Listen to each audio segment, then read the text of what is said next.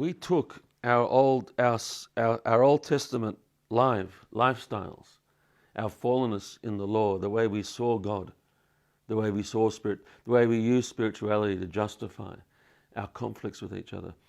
Our temples, our blood, all of this killing, sacrifice, all of these ideas, these law ideas that we have through the fall, we took all of our ideas about God, the God that we had made in our own image, and we threw it to God.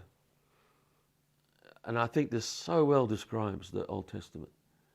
And God took those ideas that we had thrown to him and he threw them back to us.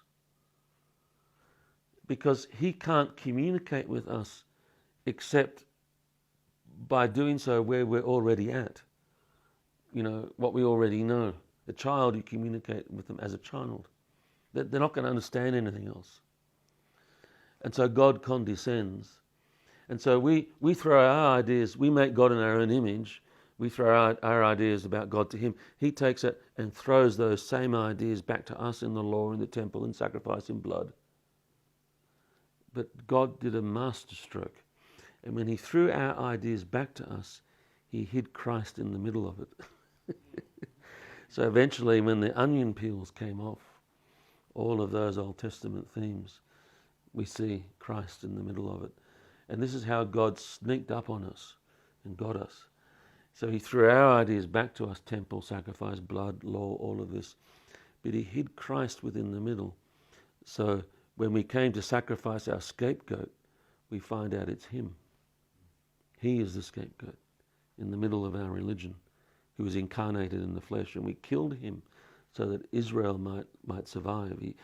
Jerusalem scapegoated Christ the way we've always done it since Cain and Abel.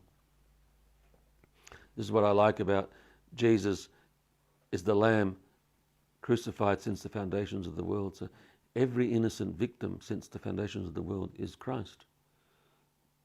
He identifies with Abel. He identifies with every scapegoat. Until in him, the whole system was exposed. Because when we killed Christ, he wasn't guilty of anything. We couldn't pin anything on him. We couldn't blame him of anything. We had no excuse. We had no reason.